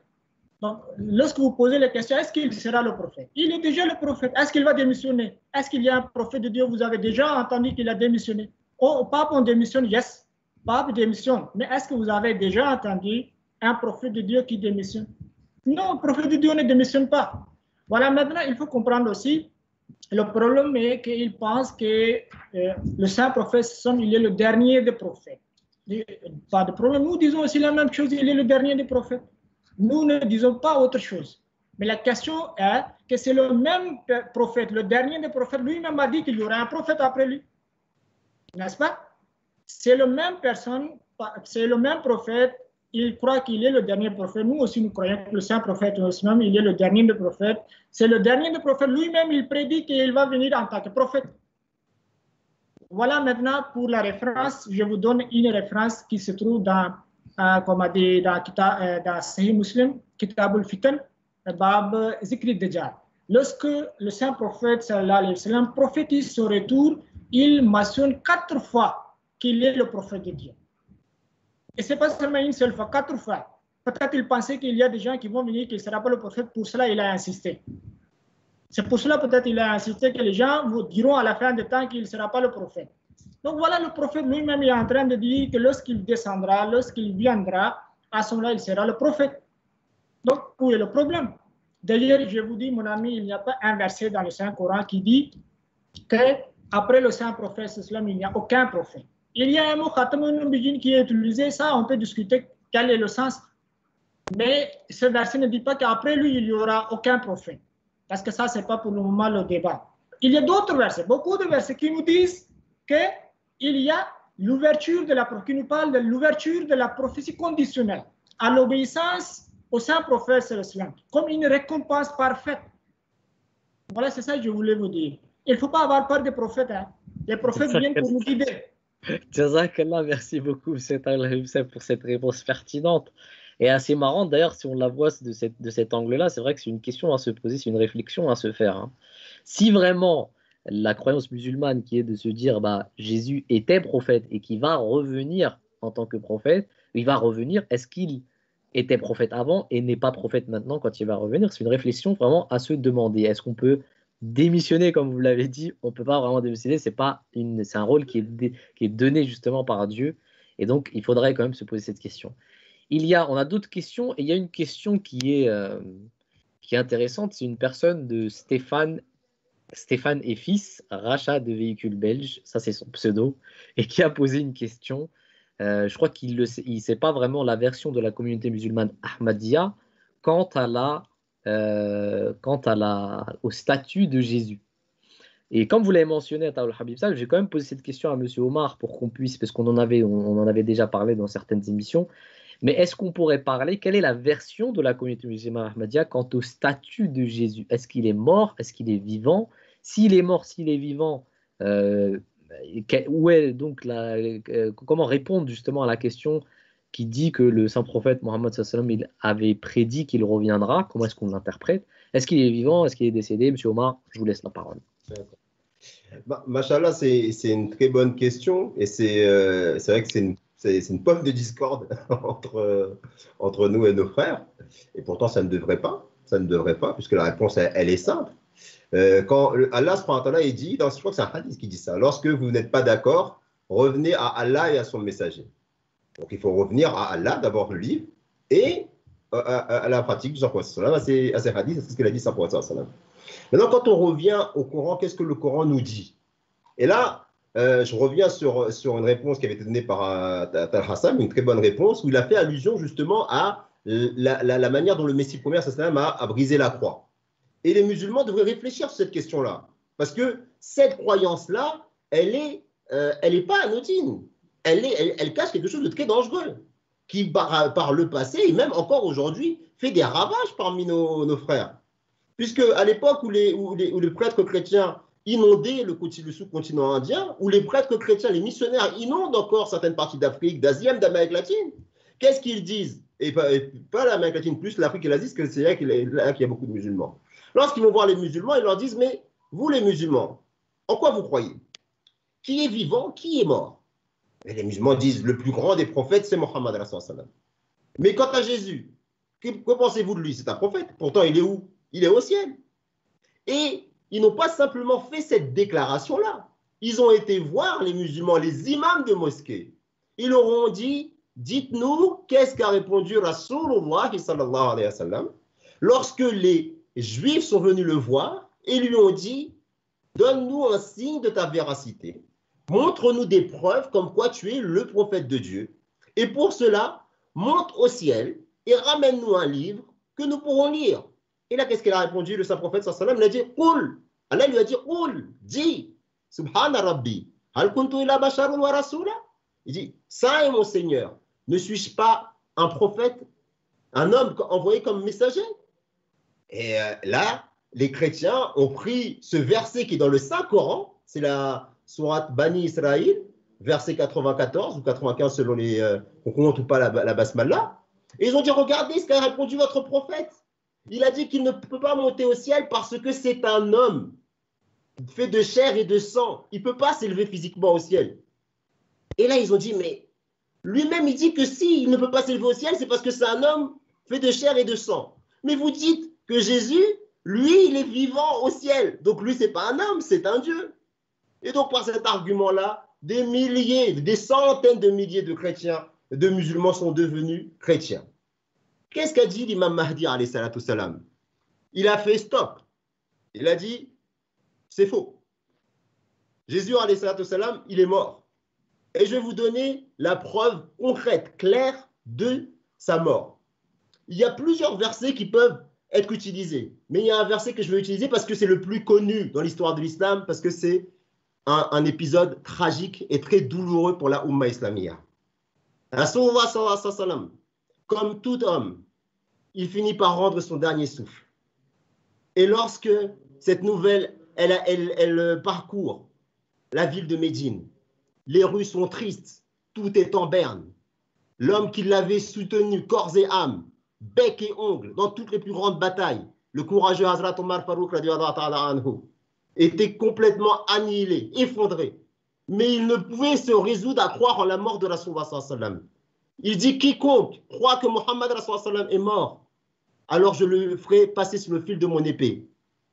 Abu Bakr Siddiq, qui était le beau-père de Rasulullah sallallahu, le père de Hazrat Aïcha, la mère des croyants. Il était en voyage et il revint. Et il apprend de la part d'un compagnon la triste nouvelle. Et il se dirige vers la place publique, devant l'ensemble des compagnons. Omar, il est là avec son épée, qu'elle a décoché.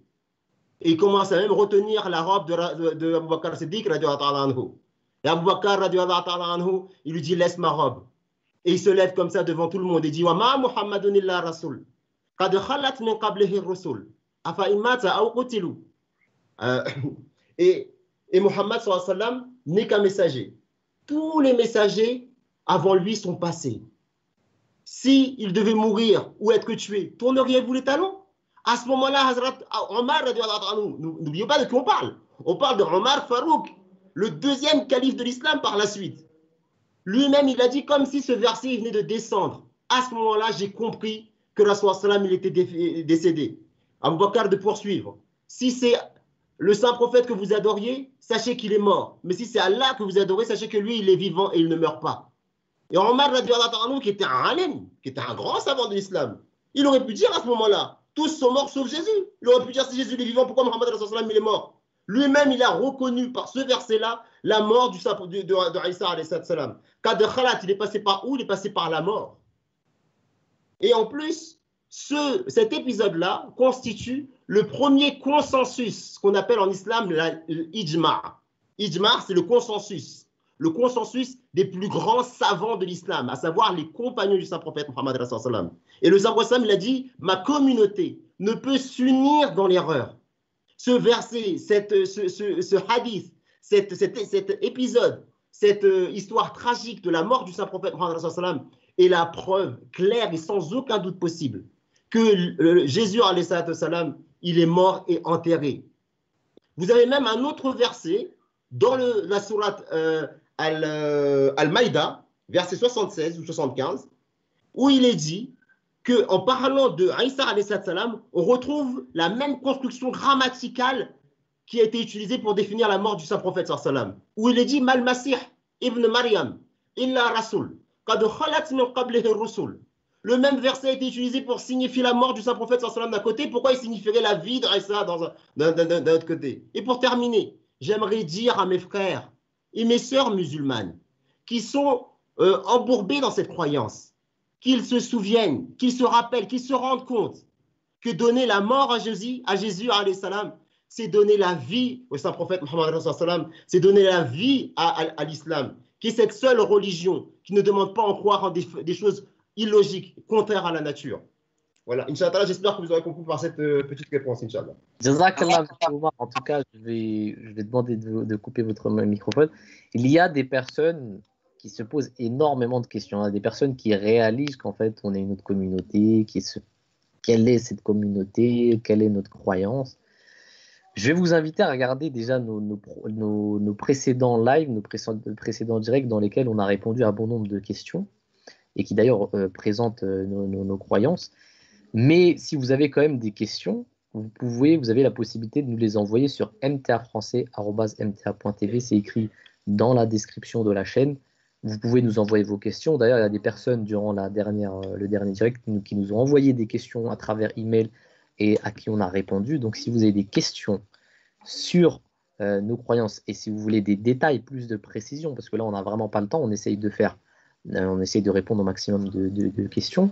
Si vous voulez vraiment des détails, n'hésitez pas à nous écrire sur MTA Français et nous répondrons à vos questions, Inch'Allah, avec plus de détails. À part cela, il y a aussi le site internet de la communauté musulmane Ahmadiyya qui est islam-ahmadiyya.org.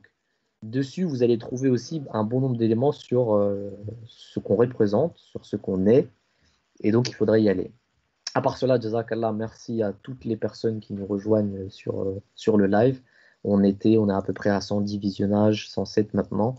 Monsieur Ataoul Habib Saheb, il y a une question qui nous est venue, puisqu'il nous reste à peu près 15 minutes.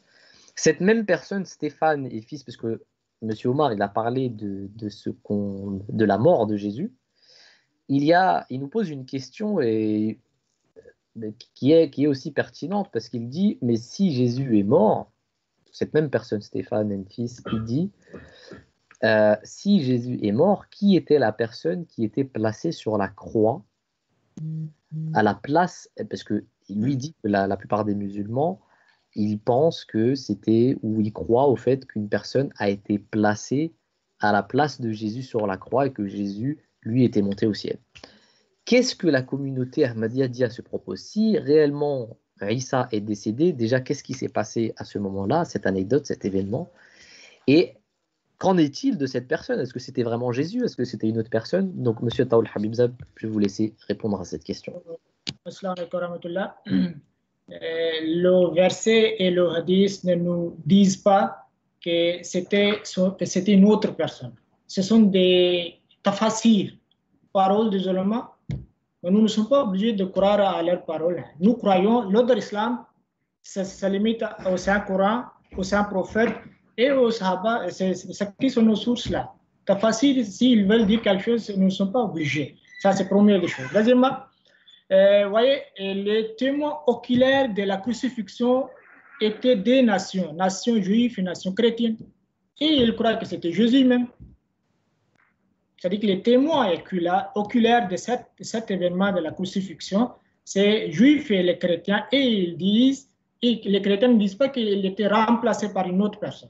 Non. Les juifs aussi insistent que non, c'est Jésus même qu'on a tué. D'ailleurs, même le pauvre qui était ici, c'était un remplaçant, si c'était une autre personne. Là aussi, il y a le problème, parce qu'il y a divergence de points de vue. D'autres disent que c'était un de ses disciples, Judas d'Iscariote, qui l'a vendu à 30 pièces.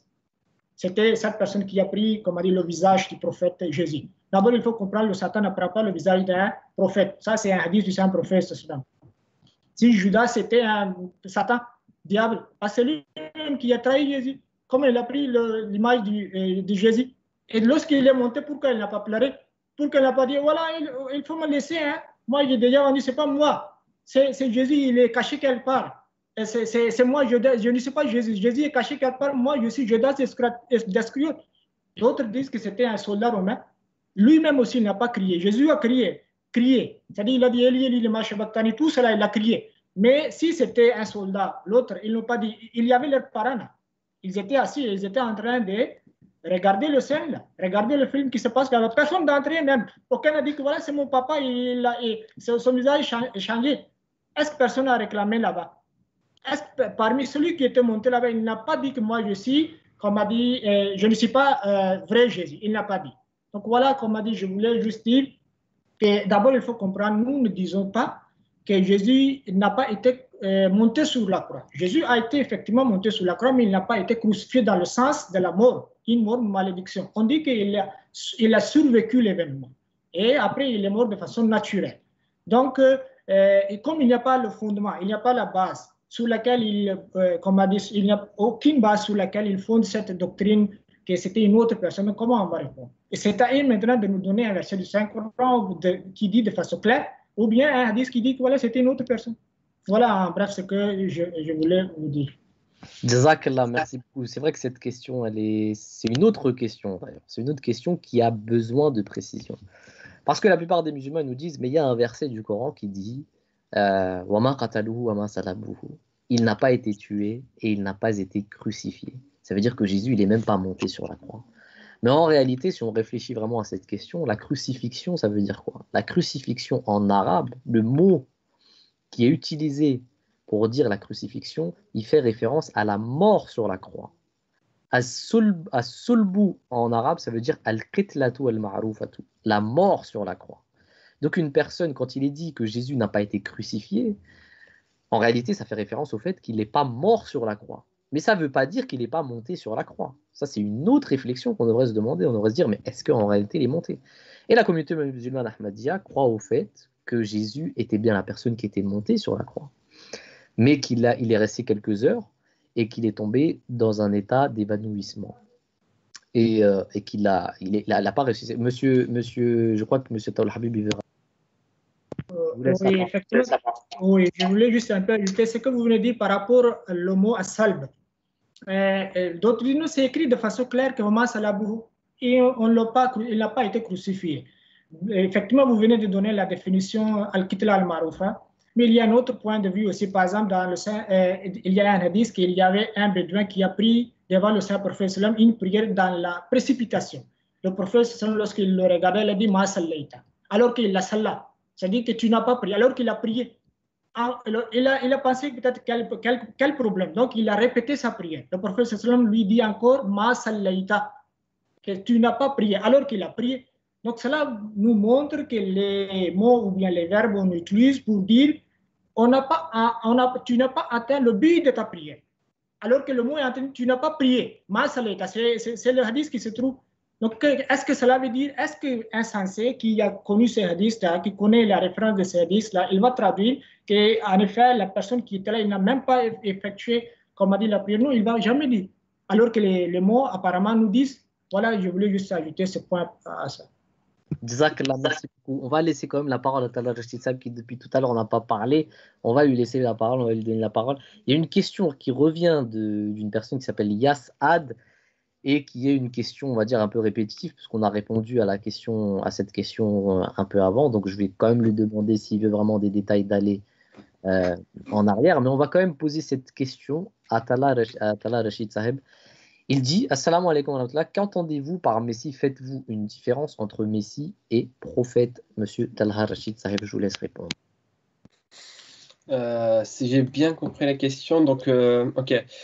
En fait, cette question fait référence à une question qui a été posée précédemment, c'est que quand Jésus viendra, il aura du coup ce titre de Messie, est-ce qu'il sera prophète? C'est la réponse qui a été donnée est une réponse qui était très claire, c'est que Jésus, en islam, Isa alayhi salam, comme on vous l'a mentionné avant, nous croyons qu'il est mort comme tout prophète décède après avoir accompli sa mission. Dès lors, en islam, selon le hadith du prophète Mohammed sallallahu alayhi wa sallam, quand il est fait mention du Messie qui doit revenir, c'est pas la même personne qui va venir, mais c'est une personne qui sera suscité de la communauté du Saint-Prophète Mohammed sallallahu alayhi wa sallam et qui portera le titre de Messie. Messie, c'est un titre Pourquoi c'est un titre? Parce qu'en fait, ça fait référence à la réforme des doctrines et des croyances chrétiennes. Il y a eu, comme vous le savez, des dérives dans les croyances chrétiennes. La personne qui devait être suscitée dans la communauté du Saint-Prophète Mohammed sallallahu alayhi wa sallam pour la réforme de nos frères chrétiens et de nos frères et sœurs chrétiens devait porter ce titre de Messie. Donc, c'est un titre qui fait référence à une réforme. Est-ce que, du coup, le Messie sera prophète? Oui. Parce qu'en fait, le Saint-Prophète Mohammed sallallahu alayhi wa sallam, encore une fois, on ne peut pas citer toutes les références ici, mais n'hésitez pas à aller sur le site qui a été mentionné, islam-ahmadiyya.org, pour avoir toutes les références.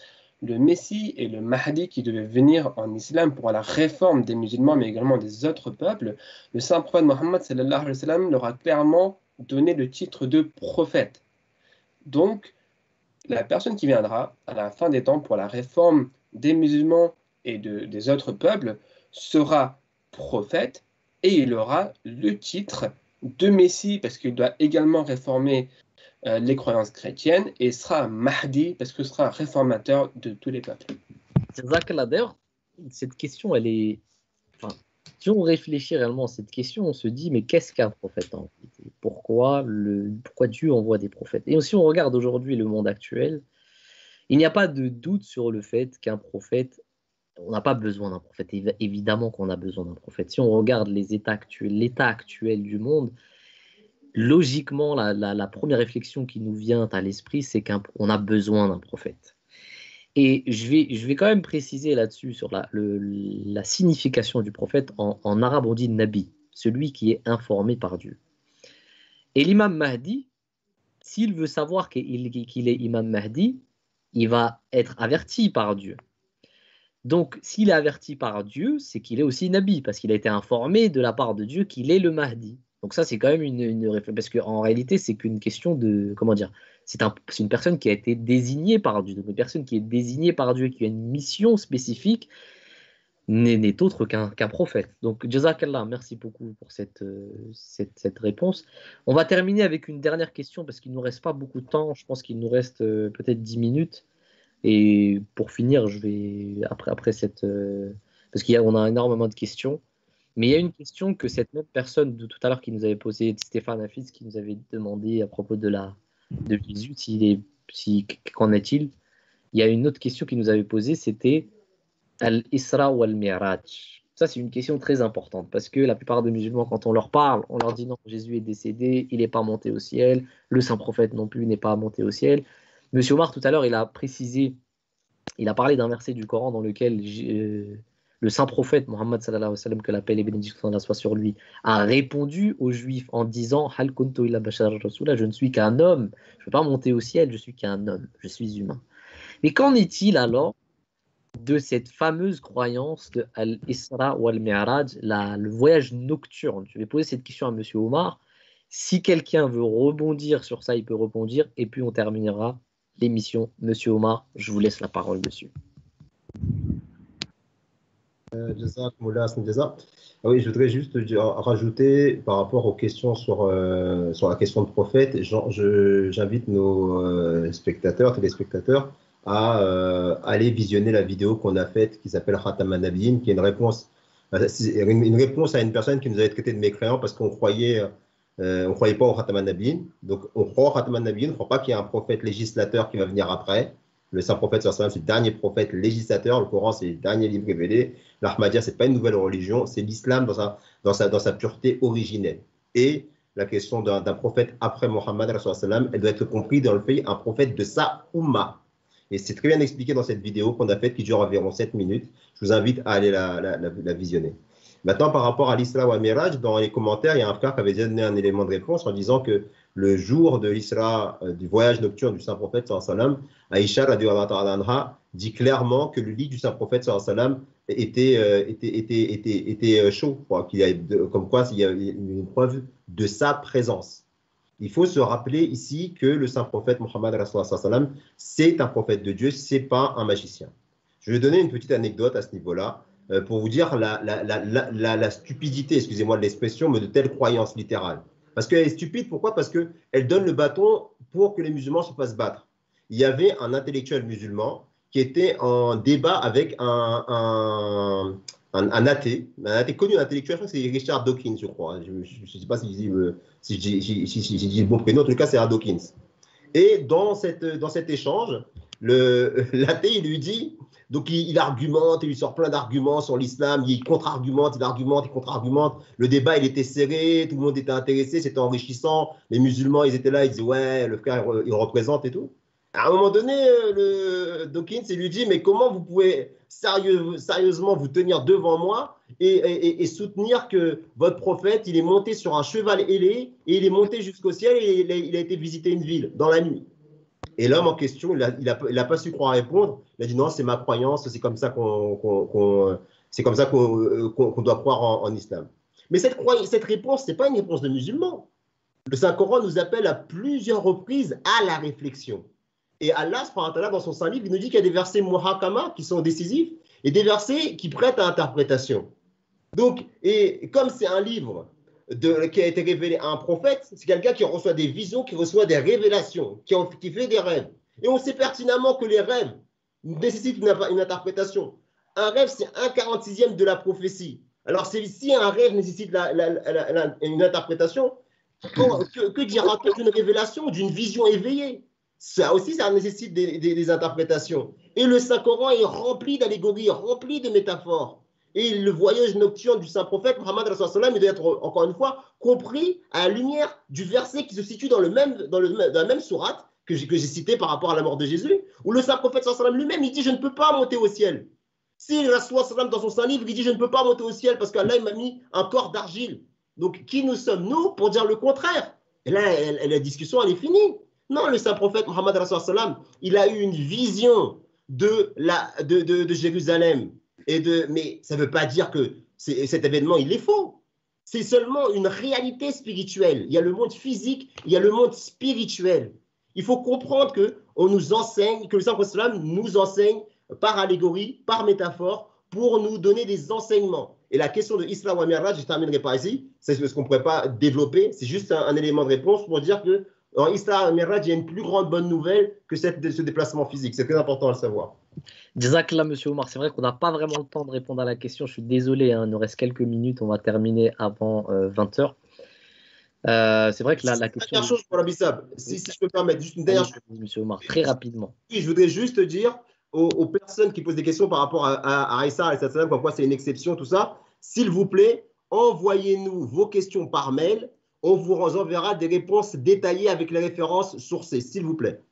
Jazakallah, c'est d'ailleurs, j'allais rebondir sur ces réflexions, mais il y a juste une petite chose que je voudrais dire. Dans Isra wal Mi'raj, il y a un verset du Coran qui parle de ça et qui dit wa ma kadhaba al-fuadu ma ra'a. Les cœurs ne se sont pas trompés de ce qu'ils ont vu, ce qui prouve que c'est une chose qui a été expérimentée par le cœur et non pas par quelque chose de physique. Et d'ailleurs, dans le hadith, il a aussi été dit à la fin summa stayqada. Et puis le saint prophète s'est réveillé. Ça veut dire qu'il était dans une vision. Mais bon, on va essayer de répondre prochainement. Je voudrais juste dire une dernière chose avant de finir cette émission. J'ai vu une personne qui s'appelle Karim, qui vraisemblablement n'est pas d'accord avec nous. Ce n'est pas du tout un problème de ne pas être d'accord avec nous. Je voudrais juste porter l'attention sur nos frères Ahmadis qui sont dans l'émission et qui essayent de répondre à la personne. Surtout, laissez la personne s'exprimer. Elle a le droit de s'exprimer, elle a le droit de dire ce qu'elle veut. Et désolé à Karim qui nous a posé cette question, parce qu'en fait, moi, je n'ai pas vu la question de Karim. Je crois qu'il a seulement commenté. Mais en tout cas, si la prochaine fois vous avez des questions, Karim, vous pouvez nous les envoyer dans une prochaine émission qui aura lieu jeudi à 18h30, le prochain jeudi. On essaiera d'y répondre. En tout cas, aux Ahmadis, on va vraiment vous solliciter pour que tout le monde soit à l'aise dans ce chat, dans cette discussion. Il faut vraiment que toutes les personnes qui soient d'accord ou non avec nous soient à l'aise et puissent poser leurs questions. Ça, c'est très important. Donc ça, je voudrais vraiment le rappeler à nos frères Ahmadis. Donc Karim, des personnes comme Karim, des personnes comme il y en avait une autre aussi qui avait posé, je crois que c'était Stéphane. Rejoignez nous pour le prochain live et Inch'Allah, on essaiera de répondre avec plus de précision à vos questions. En tout cas, merci à toutes les personnes qui ont participé, qui étaient là, qui étaient présentes, qui ont partagé. N'hésitez pas à vous abonner à la chaîne, n'hésitez pas à regarder les autres vidéos de la chaîne, c'est très important parce que ça répondra à bon nombre de questions que vous vous posez. Et d'ici à la prochaine fois, je vous souhaite une excellente soirée. Et assalamu alaikum wa rahmatullahi ta'ala wa barakatuh. Merci à nos intervenants aussi. Assalamu alaikum. Jazakumullah à tous. Merci beaucoup. La pandémie du Covid-19 s'est donc maintenant installée dans le monde entier et a poussé à un confinement général de l'ensemble de la population mondiale. C'est peut-être la première fois qu'une mise en quarantaine à une telle échelle a lieu dans l'histoire de l'homme. Cette mise à l'arrêt forcée de l'humanité interroge. Est-ce que cette pandémie, avec son cortège de morts quotidien dans les 4 continents, est une malédiction divine ? Est-ce que ce confinement général et la mise à l'arrêt social et économique qui y est associé ne constituent pas un signe avant-coureur d'une apocalypse annoncée par certains religieux ? En vérité, la question du châtiment et de la récompense divine est quelque chose qui est très mal compris de nos jours, car elle n'est pas forcément liée aux phénomènes naturels qui ravagent par moments l'humanité. L'apocalypse, contrairement aux idées reçues, n'annonce pas l'extinction physique de toute vie sur la Terre. La religion et l'islam en particulier a un message beaucoup plus optimiste et réaliste concernant cette fameuse question de la fin des temps, qui ressurgit à chaque fois qu'on est frappé par une calamité. Nous vous invitons à découvrir ces perles de sagesse morale et spirituelle à l'occasion de nos 2 lives hebdomadaires les lundis et jeudis, tout au long de cette période de confinement.